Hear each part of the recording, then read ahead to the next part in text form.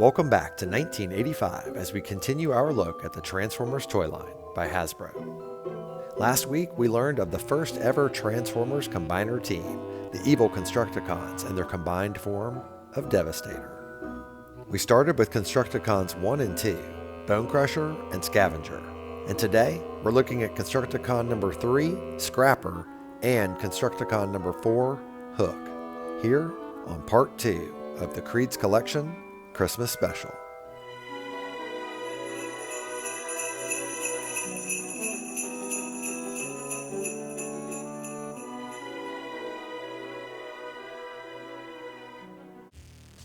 Hey, Merry Christmas and welcome to part 2 of the KREED'S Collection Christmas Special. Today we're checking out Scrapper and Hook of the evil Constructicons from the 1985 Transformers toy line by Hasbro. So let's jump right in with Scrapper. Scrapper is the engineer and leader of the Constructicons, and while they build as a group, Scrapper is the one who designs everything. His designs are among the best in Transformers history, but the extremely modest Scrapper quickly shrugs off any praise he receives. In that respect, he is the polar opposite of his second-in-command, Hook, who is an egomaniacal glory hound. Though modest, Scrapper is still insanely evil and enjoys using living Autobots as raw materials for his creations. Megatron finds these vicious acts admirable and considers Scrapper to be the most valuable of the Constructicons. Scrapper combines with his fellow Constructicons as the right foot of Devastator. And now that we know a bit more about him, let's go ahead and take a closer look. Scrapper's vehicle mode is a front-end loader, and he is 100% working. His shovel can go up and down, just like you would expect.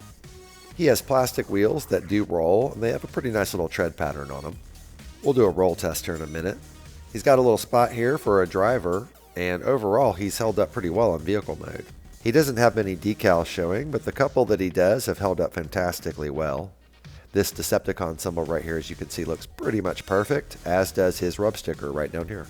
I didn't cover the rub stickers in part 1, mostly because I consider them redundant, but as you can see, it reveals that he is a Decepticon. There are 2 pegs right here on the back of Scrapper for attaching an accessory, and we'll come back to that here shortly, because first thing I want to do is point out one little complaint I have with him in his vehicle mode. This arm is extremely loose now, and it tends to fall anytime he's sitting on his wheels. If you push it back up, just a little bit of vibration makes it fall again, and honestly, it usually falls even if I just place him down. See? Just like that. It's a minor complaint, but it's there. Now we're going to go ahead and do a roll test on Scrapper. Let's try it again. Yeah, it's not too bad for a toy you're probably never going to roll, since he'll always be the right foot of Devastator. Alright, now we're going to check out Scrapper's included accessory, the chest plate of Devastator. As you can see, it's got some guns on it, and it looks like a flying wing, and that's because you actually attach this to Scrapper. If you flip it over here and look on the bottom, you'll see some peg holes as well as some clips. This is how you attach it to Devastator's chest, as well as Scrapper.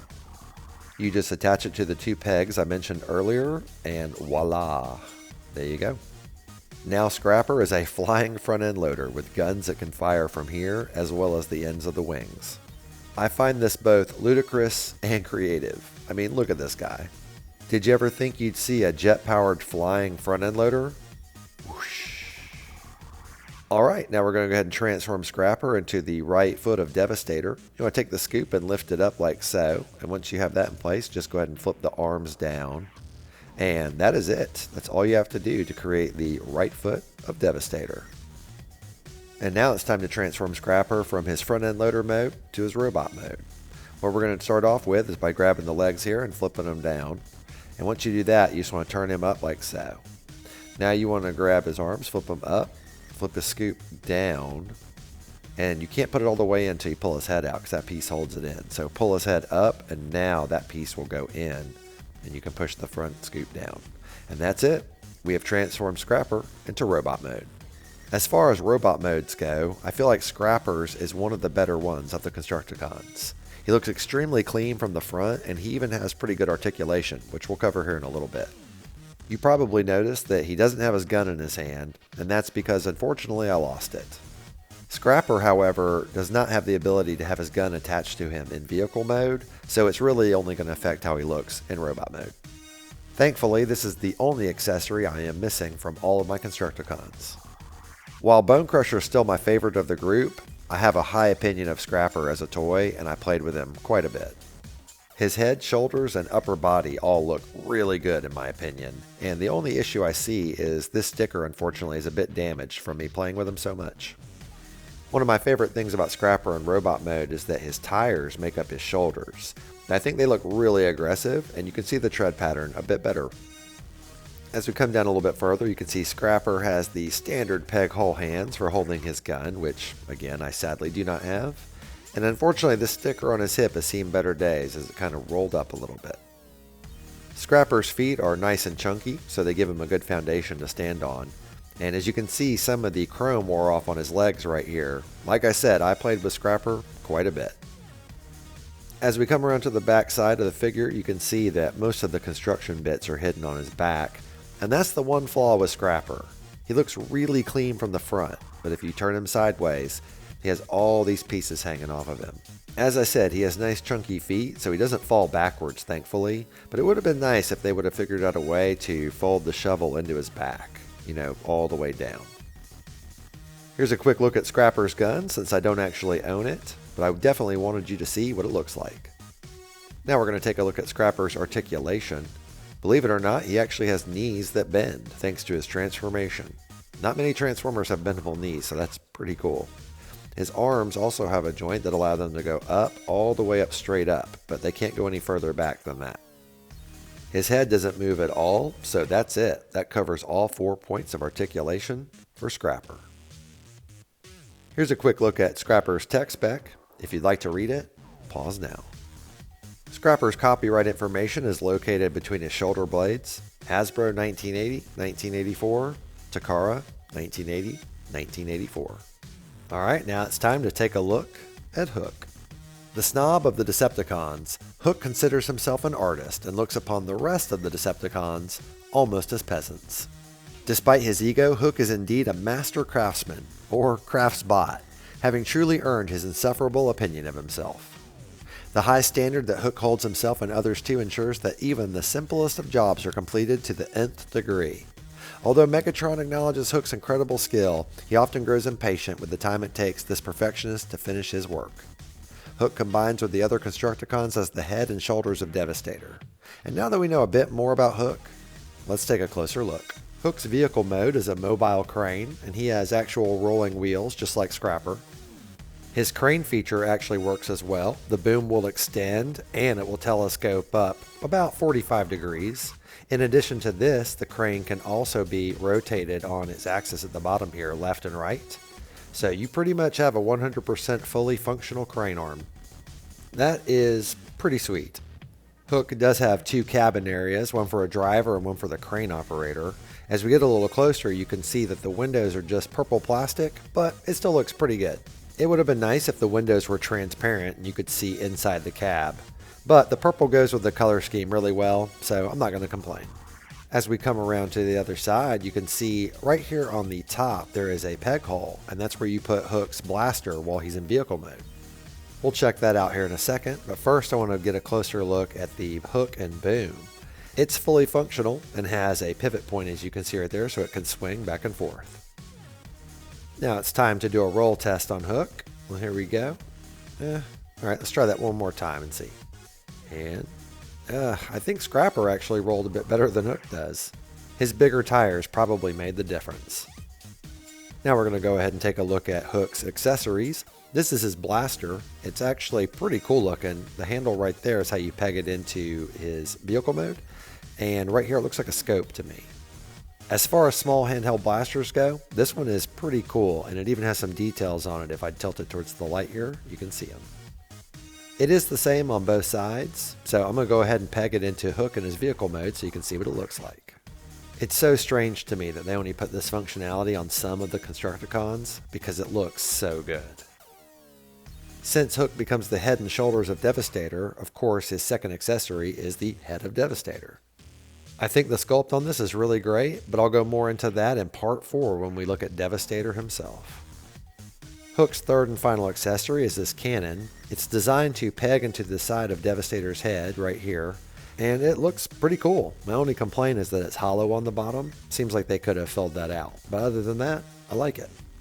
The hole is right here on the right side of Devastator's head, and you just plug it in, and there you go. Giant head cannon. Now we're going to transform Hook into the head and shoulders of Devastator. You want to start by pulling him apart at the center and then folding him in half, just like that.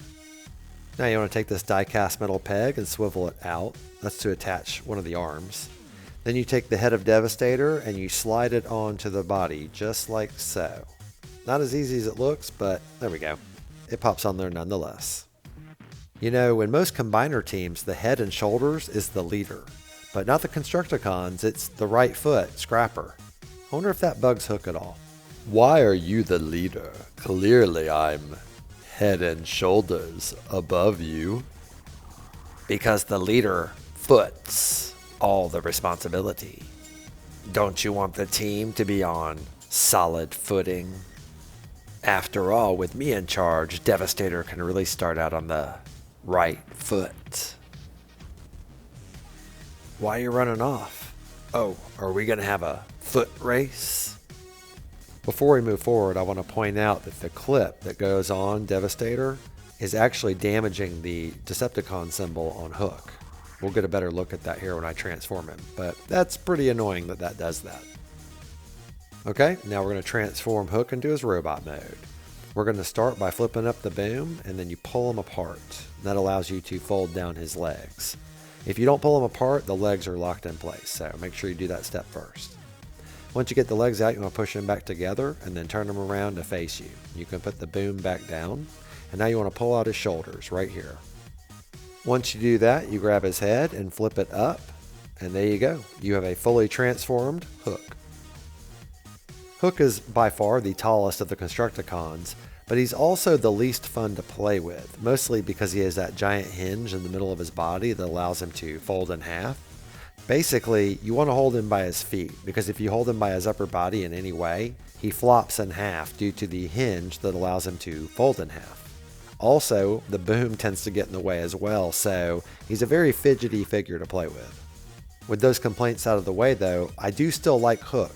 I think he is a very intimidating looking figure, being the tallest. However, I think his vehicle mode is the superior mode. Hook's upper body and head are extremely dark, so it's pretty hard to see details on him without tilting them towards the light like this. I think his head sculpt is excellent, and the only real problems I see with his upper body are the fact that this sticker is scuffed, but we know why. Just like Scrapper, Hook has wheels on his arms, and I think it looks cool, even though not quite as cool as Scrapper's. And of course he's got the peg hole hand where you can put his gun, no problem. Which again, I just want to say, that is a cool looking gun. I like it a lot.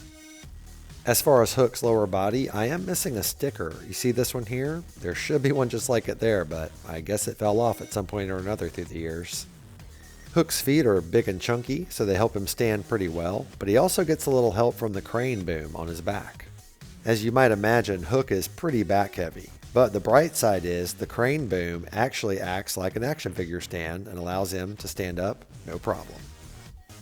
Now we're going to take a look at Hook's articulation. He actually has bendable knees thanks to his transformation. Once again, something you don't see a lot in Transformers. And his shoulders can go all the way up and down, and technically full 360 if you wanted them to. His head can look down and up thanks to his transformation. And of course, his crane arm on the back here can go up and down as well. And that's it. That covers all the points of articulation for Hook. Here's Hook's tech spec. If you'd like to read it, go ahead and pause now. The copyright information for Hook is located underneath the crane boom on his back. Takara of Japan, 1980-1984. And now for our He-Man size comparison. Even though Hook is almost up to He-Man's shoulders, he is still unimpressed with the Constructicons. It'll probably take the combined might of Devastator to change his mind. Thank you so much for taking the time to watch my toy retrospective for Scrapper and Hook from the 1985 Transformers toy line by Hasbro. Remember, this is just part 2 of 4 of the Creed's Collection Christmas Special. Part 3 will be this coming Wednesday, where we take a look at Constructicon number 5, Long Haul, and Constructicon number 6, Mixmaster. I hope you enjoyed the video, and if you did, please leave a like. And if you have any thoughts, please leave a comment. I love reading and responding to them.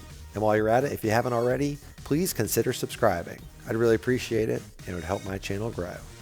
I do a retrospective on a toy from my vintage collection every Wednesday, so hope to see you next week and every week after, here on KREED'S Collection.